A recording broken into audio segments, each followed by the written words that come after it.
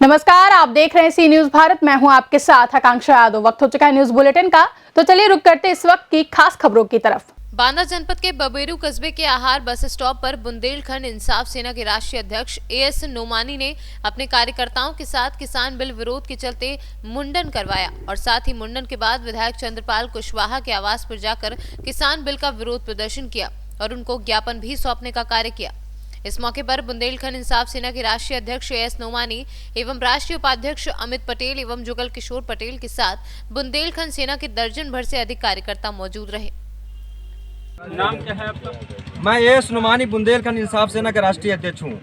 आप यहाँ आज मुंडन क्यों करवा रहे हैं? आज पूरा देश, इस देश के जितना भी किसान है, सभी एक आक्रोश है। आक्रोश इसलिए है कि अभी कुछ दिन पहले केंद्र की सरकार ने एक बिल पास किया था किसानों को लेकर के, जिसको लेकर के आज करोड़ों किसान इस देश का विरोध प्रदर्शन कर रहा है। और दिल्ली के सिंघू बॉर्डर पर, टिकरी बॉर्डर पर लाखों की तादाद में लोग धरने पे बैठे हुए हैं। यहाँ तक कि 13 किसान अब तक दम तोड़ चुके हैं, लेकिन अभी तक सरकार द्वारा किसी भी तरीके से कोई भी फैसला नहीं लिया जा रहा। यहाँ के किसान जाने दे रहा, आत्महत्या करने पर मजबूर है, लेकिन आखिर सरकार क्यों नहीं बिल वापस कर रही है, जिसको लेकर के आज हम लोग एक विरोध प्रदर्शन करा रहे हैं सिर मुंडन करवा करके। और हम सरकार से ये मांग करते हैं कि जब से ये सरकार आई है उस दिन से आज तक इन्होंने नोटबंदी किया। नोटबंदी में बताइए आज तक इस देश के लोगों का क्या फ़ायदा हुआ। इन्होंने किसानों के लिए और एक जीएसटी, व्यापारियों के लिए जीएसटी लागू किया। जीएसटी से भी आज तक किसी भी तरीके से कोई भी फ़ायदा नहीं हुआ। ये जब भी जो भी कानून इस देश के अंदर पारित कर रहे हैं, उससे भी इस देश को बर्बादी के कगार पे ले जाने के लिए कर रहे हैं। इसलिए हम लोग इसका सख्त विरोध कर रहे हैं। अभी हम लोग यहाँ पे सिर मुंडन करवा रहे हैं। अभी कुछ देर के बाद हम लोग जाके बबेरू विधायक का हम लोग घेराव करेंगे और वहाँ विरोध प्रदर्शन करेंगे। और जब तक ये सरकार, जब तक किसानों का बिल वापस नहीं लेती है, इस कानून को वापस नहीं लेती है, तब तक हम लोग इस आंदोलन को आगे बढ़ाते रहेंगे। और जो भी देश के किसान दिल्ली के बॉर्डर पर जो लोग आंदोलन कर रहे हैं, हम लोग उनका उस वक्त तक साथ देते रहेंगे जब तक ये सरकार इस कानून को वापस नहीं लेती है। इसी को लेकर आज हम लोग यहाँ मुंडन करवा रहे हैं। नोमानी जी जिंदाबाद, नोमानी जी जिंदाबाद, नोमानी जी जिंदाबाद। बांदा से सी न्यूज संवाददाता सुरेंद्र पटेल की रिपोर्ट।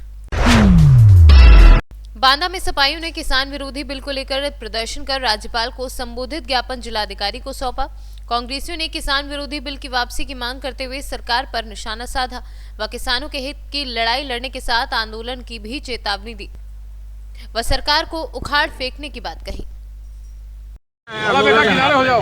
आज हमारा राष्ट्रीय आह्वान पर हर जिला मुख्यालय में धरना प्रदर्शन के माध्यम से प्रधानमंत्री जी को ज्ञापन दिया गया है, जिसमें कि 3 कृषि विरोधी अध्यादेश जो भारत सरकार के द्वारा लाए गए हैं उनको पूर्णतः समाप्त करना और एमएसपी न्यूनतम समर्थन मूल्य को किसानों का अधिकार बनाना, न्यूनतम समर्थन मूल्य से नीचे की खरीद ना हो, इसको कानूनी दायरे पे लाया जाए। और जो एमएसपी तय की जाती है, न्यूनतम समर्थन मूल्य तय किया जाता है, वो स्वामीनाथन रिपोर्ट के आधार पर C250 के आधार पर रेट तय किए जाए। ये हमारी मांगे हैं और इन्हीं पर जो है हमारा पूरा राष्ट्रीय स्तर पर आंदोलन चल रहा है। ऐसे कौन से कानून हैं जो किसानों के हित में नहीं है? ये जो 3 कानून बनाए गए हैं, ये सिर्फ जो है तो अडानी अंबानी के जो है तो फायदे के लिए कानून है। इनमें 2017 से अडानी अंबानी के द्वारा जो है 10-10 लाख टन के जो है तो गोदाम तैयार कर लिए गए। 2020 में कानून लाया जा रहा है। आखिर क्या मजबूरी थी इनको ये कानून लाने की? और फिर अगर ये कानून इस समय आ रहा है तो अडानी अंबानी को क्या सपना हुआ था जो 2017 से ही अपने स्टोर बनाने शुरू कर दिए थे? इससे कहीं ना कहीं सरकार की और पूंजीपतियों की मिली भगत है। इन कानून को पूर्णतः वापस होना चाहिए, तभी किसान इस आंदोलन को वापस लेगा। ये प्रदर्शन हम लोग किसानों के समर्थन में जो काला कानून भारतीय जनता पार्टी ने इसको बिल को पास किया है, इसके कानून में राष्ट्रीय अध्यक्ष माननीय अखिलेश यादव जी ने आह्वान किया है कि पूरे उत्तर प्रदेश का समाजवादी पार्टी का एक कार्यकर्ता भारतीय जनता पार्टी के किसान के इस काले कानून की लड़ाई लड़ेगा और उसके समर्थन में काम करेगा। उसी को लेकर राष्ट्रीय अध्यक्ष माननीय अखिलेश यादव जी ने आज तारीख हमको निश्चित की थी कि हमको जनपद में, जिले में शांतिपूर्ण ढंग से धरना देकर ज्ञापन देना है। उसी संबंध में प्रत्यक्ष में कार्यकर्ता विधानसभा और जिले के किनारे किनारे से आया था। बूथ स्तर का कार्यकर्ता निकल कर जब आया, प्रशासन की दम उखड़ गई और लोगों को गिरफ्तारी करने लगे और हम लोगों को धरना प्रदर्शन जाने के पहले 100 मीटर पहले गिरफ्तार कर लिया और पुलिस लाइन भेजने का काम किया। ये बहरी गूंगी सरकार न किसानों के न बेरोजगारों के, जब भी कोई बात की जाती है किसानों की, व्यापारियों की और मजदूरों की, बेरोजगारों की, तो ये उसी समय हिंदू मुस्लिम की बात करती है। ऐसी तानाशाही सरकार को अब किसानों ने, जवानों ने, व्यापारियों ने, सभी नौजवान साथियों ने उखाड़ कर फेंकने के लिए बिल्कुल तय किया है। इसी तरह को बांदा से सी न्यूज़ संवाददाता नथु पटेल की रिपोर्ट। बुंदेलखंड राष्ट्र समिति के राष्ट्रीय अध्यक्ष प्रवीण पांडे ने बबेरू विधानसभा के कार्यकर्ताओं को संबोधित किया। बताया कि बुंदेलखंड राष्ट्र समिति द्वारा राज्य आंदोलन को प्रेरित करते हुए विधानसभा में सभी विकास खंडों की कमेटियों के विस्तार पर सभी नवनीत पदाधिकारियों को बधाई दी।